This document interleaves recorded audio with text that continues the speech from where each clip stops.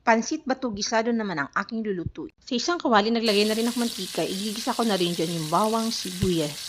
Sunod ko na rin ilalagay dyan yung manok.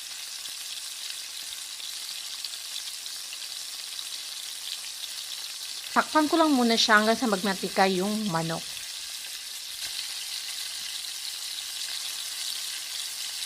Ang pampalasa naman na aking ilalagay yung toyo at saka oyster sauce. Bali, ito nga pala yung aking ilalagay sa ating pansit bato gisado. Yung ating gulay may pangsasaw.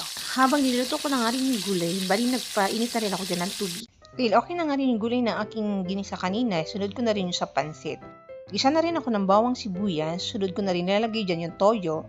Pagkatapos naman, ilalagay ko na nga rin yung mainit na tubig dyan. Bago ko nga pala nilalagay yung pansit bato, kailangan lang talaga siya kumukulo nang maayos para hindi masyado malata yung ating nilulutong pansit bato. Ang mapampalasa naman na aking ilalagay yung chicken cubes tsaka yung oyster sauce.